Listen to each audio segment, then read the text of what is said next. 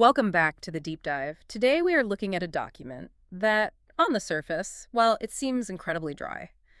It is a question bank and answer guide for the IELTS speaking exam, Right. and it is specifically targeting the window of January to April 2026. Now, I know what you are thinking. You're probably thinking, why on earth are we spending our time reading a test prep sheet? Yeah, it sounds like homework. Exactly. But bear with me, because the reason we picked this up and the reason you should care is that it isn't just a list of questions. It really isn't. I mean, when you look closely at this thing, it stops being a test and starts looking like a normative script. It was essentially a blueprint. A blueprint for what, So exactly? the ideal global citizen of 2026. You have to remember, these exams aren't just testing grammar or vocabulary. They are testing cultural competency. Right. This guide tells students, here's what you should value. Here's how you should feel about your family. Here's what constitutes a good life. So we are going to decode that blueprint. I love that.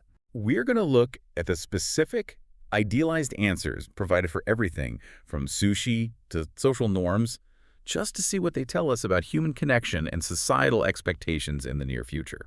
I really like that framing. It is like we are reverse engineering the perfect personality. Precisely. We have a lot of ground to cover, so let's map this out for you listening. We found three distinct layers in the source material. First, we have the art of the everyday, which is how this ideal person handles food and routines. Second, we have personal stories, so their connection to nature and hobbies. And third, the big picture. That covers career, tech, and some surprisingly heavy social dynamics. Let's dive straight into layer one, the everyday. Okay, so the first category here is food. Now, usually when people talk about food in a second language, it is pretty functional. You say, I like pizza because it is tasty. End of sentence. Yeah, keep it simple. Right. But this source material seems to demand something else entirely. It demands sensory immersion. The text explicitly steers the learner away from generic praise. It wants lexical resource, which is, fancy linguist talk for vocabulary. Right. But specifically vocabulary that triggers physical sensation. It is not enough to just eat. You have to experience the eating. I was really struck by the favorite food entry. It is about sushi, Oh, yeah. but it doesn't focus on the luxury of it or the price or even really the taste in a broad sense. It focuses on the mechanics. It describes the fresh fish and sticky rice and the... The perfect balance of flavors and textures. Exactly. That distinction is crucial. The word sticky is a tactile word. Balance implies a critique, a certain level of discernment. The guide is teaching that to be interesting, to be the kind of person someone actually wants to talk to in 2026, you have to be observant. You can't just consume. Right, you have to savor. It gets even more vivid with the childhood food entry. This was the spaghetti example. And Yeah. honestly, this felt more like a novel than a test answer. This was my absolute favorite part of the first section. The sample answer describes how the sauce, and I am quoting here, clung to the noodles. Clung. That is such a specific verb choice. It is. It is not covered the noodles or was on the noodles. It clung. It evokes this visual of a thick, rich sauce. But notice what happens immediately after that sensory detail. The answer pivots. Right. It completely shifts gears. It moves from the physical to the emotional. It describes the meal as comforting and says it brought our family together around the table. So the formula for a perfect answer isn't just describe the object. It is describe the object, then describe the human connection. Precisely. It is defining food as a vehicle for bonding. If you just talk about the carbohydrates, you miss the entire point of the conversation. And we see this same demand for meaning in the section on routines. Yes, the morning time topic. I think a lot of you listening will relate to the contrast here, although it paints a pretty bleak picture of adulthood. Very bleak. The text sets up this battle between the adult routine and the child routine. It is a stark contrast, isn't it? The adult routine described is purely utilitarian. Wake up, coffee. Right. Read the news to be informed, quick workout. It is all about efficiency. It is about armoring yourself for the day. Versus the childhood routine, which was cartoons. Cartoons and a quick breakfast. But the key emotion there was excited and energized. Yeah. The adult is informed and prepared. The child is alive. It is kind of depressing when you lay it out like that. Like the ideal adult is just a machine running maintenance. Is the text suggesting we should all just go back to watching cartoons? No, and that is where the interesting nuance comes in. The text actually offers a solution to the drudgery. It suggests that the ideal speaker finds a way to inject meaning back into that routine. How so? There was a specific note about waking up early not just to commute, but to watch the sunrise. Oh, right, because it sets a peaceful tone. That is the hack. The text suggests that you can't change the routine. You still have to work, you still Yeah. need the coffee, but you can change your intentionality. So you have to actively seek out that peaceful tone before the chaos starts. Exactly. It is advocating for a microdose of mindfulness. So don't change what you do, change why you do it. Right. That idea of seeking peace is a really perfect bridge to our second layer, which is passions and the natural world. If the morning routine is about finding peace in time, this section is about finding peace in space. Specifically, away from the city. Yeah. There is a very strong anti-urban bias in this document, I definitely noticed that in the walking and views categories. The text asks for a description of a beautiful view, and the answer provided is the Amalfi Coast. which is a pretty high bar for a daily walk. Seriously, just stepped out for a coffee and accidentally stumbled upon the Italian coast. Stunning views of the sea, charming villages. It is literally a postcard. But then it contrasts this with the urban view, and it doesn't pull any punches at all. No, the language turns negative immediately. Urban views are described as crowded and overwhelming. It practically frames the city as an antagonist. It really does. It positions nature as the ultimate escape. There is a sample answer about walking in a local park where the speaker listens to birds chirping and leaves rustling. Right. The psychological argument here is that the ideal person is someone who recognizes that the modern world is just too loud. They are someone who actively retreats to the organic. So, to sound fluent and culturally competent in 2026, you shouldn't talk about how much you love the hustle and bustle of a busy street. I mean, you could, technically, but based on this guide, it is a riskier position. Interesting. The safe, culturally approved stance, the one that implies you have a healthy inner life, is that nature heals and cities drain. And you see this validated again in the pets section. Yes. Max, the childhood Labrador. Yeah. This seemed like a pretty standard I love my dog story at first glance, but you think there is more to it. Look at the takeaway. The prompt isn't tell me about a kid animal, it is tell me about a pet. And the answer focuses entirely on the fact that Max taught me responsibility. So it is functional again. The dog isn't just a companion, it is a character-building tool. Exactly. It frames the relationship as transactional in a positive way. I take care of you, you make me a better person. Right. And looking at the broader cultural context, the text brings up the panda as the national animal of China. Yeah. But it doesn't stop at pandas are cute. It calls them a national symbol, representing peace and friendship. It elevates the animal to a diplomat. It implies that we should view animals through the lens of what they represent for us, Yeah. whether that is personal responsibility like the dog or national identity like the panda. It is very anthropocentric. Speaking of what things represent for us, let's talk about hobbies. Because there is a story in here about a little girl named Emily, age 5, that I found genuinely touching, but also a little stinging for us adults. This is under the drawing and painting topic. Right. So Emily has her little art station with watercolors. She is totally in the zone. But the analysis of why she draws is fascinating. It posits that children draw to escape pressure, and because they have boundless imagination. But the flip side is the critique of adults. The text explicitly says adults stop creating because they are constrained by societal norms and the need for productivity. That hit hard. It is acknowledging that we lose our creative impulse because we are terrified of doing something that isn't useful. It is the monetization of hobbies problem. If you can't sell it or put it on social media, why do it? Exactly. The guide is telling us that the ideal state is to reclaim that childlike freedom, but it admits how hard that is for adults. It is a very sophisticated observation for a language test. Well, talking about productivity and usefulness brings us inevitably to work. Layer 3, which is aspirations and technology. Because even the ideal person has to pay rent. The perfect job. I laughed out loud when I saw this. Of all the jobs in the world, doctors, engineers, AI specialists, the 2026 ideal job is a travel writer. It checks every single box we have discussed so far. It really does. It has the creativity of writing, the escape from the city through travel, and the autonomy. And it resolves the productivity conflict. You are working, but you are working on your own terms. Right. But what is really interesting is how the text handles the money question. It defines a dream job as harmonizing personal fulfillment with financial stability. It doesn't say wealth.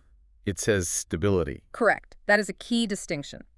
It explicitly argues that intrinsic motivations, like helping others in the case of teachers or doctors, often outweigh a massive paycheck. So the ideal persona isn't greedy. No.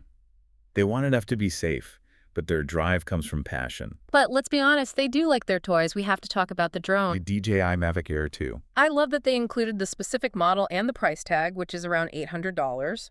Why be so specific? Is this a product placement? It feels like it, doesn't it? Yeah. But I think it serves a different purpose. It grounds the aspiration. Okay. It makes it an attainable luxury. If they said, I want a private jet, that is a fantasy. I want an $800 drone is a goal. It's realistic. But again, it is about how they use it. They don't want it for racing. They want it for storytelling. Bird's eye views of mountains and sunsets. It is technology serving the nature value we discussed earlier. It is not tech for tech's sake. It is tech as a lens to appreciate the world better. That distinction between tech as tool versus tech as distraction comes up with the app too, FitTrack. Right. This section offers a really sharp generational analysis. The text suggests that for young people, using an app like FitTrack is intuitive. It is an extension of their body. It is described as empowering. Like having a digital coach in your pocket for workouts and meal plans. But for the older generation, the text notes a hesitation. They prioritize functionality and fear data breaches. Which, to be fair, is a very valid fear. It is not just some irrational anxiety. It absolutely isn't. But the guide frames the ideal stance as the younger one, embracing the tool for self-improvement while acknowledging the older generation's caution as a barrier to entry. Right. It suggests that to be modern, you need to trust the tech, at least a little bit. Okay, so we have built a pretty clear picture of this person. They are mindful, nature-loving, creatively frustrated but aspiring to be travel writers, and they track their macros. Yeah, that sums them up. Now I want to get into the messy stuff. Segment 4, social dynamics. This is where the guide stops being just a language test and starts becoming a sociology textbook. The topic is smiling, and honestly, this part blew my mind. I did not expect a proficiency test to get this deep into gender politics. It takes a very deconstructionist view of a smile. The scenario is a wedding. A cousin's wedding in June. Everyone is smiling during the vows and the first dance. Standard happy stuff. Right. But then the text asks why we smile in photos. The first answer is to create an inviting image, which is fine, but then it explicitly brings gender into it. It does. Now, and just to be clear for you listening, you're just imparting what the source material says here. We are not taking a stance on this. Right, we are just reporting the text. The text suggests that women might smile more than men due to social expectations to be nurturing. And men. The source states that men face pressures associating stoicism with masculinity. I just can't believe this isn't a proficiency exam guide. It is basically teaching the learner, hey, when you see a woman smiling, understand that she might just be doing it because she feels she has to. It is identifying the performative nature of social harmony. It is asking the learner to look behind the curtain. A smile isn't always just an emotion, it is a social currency. And the text argues the exchange rate is different for men and women. That is incredibly heavy. It makes you wonder about the authenticity of every interaction described in this text. If the smile is fake, what else is fake? Well, it links perfectly to the section on advice. The story about Sarah. Yes. Sarah has to choose between a master's degree and a job offer. A classic dilemma. She asks for advice. But the ideal takeaway here isn't listening to friends is good. It is actually about the danger of advice. It warns against confusion and indecision if you ask too many people. Exactly. The text values independent thinking. It says you should prepare before giving advice, and you should be careful about receiving it. It portrays the social world as a tricky place where too many voices can drown out your own truth. So smiling is a performance, and advice is dangerous.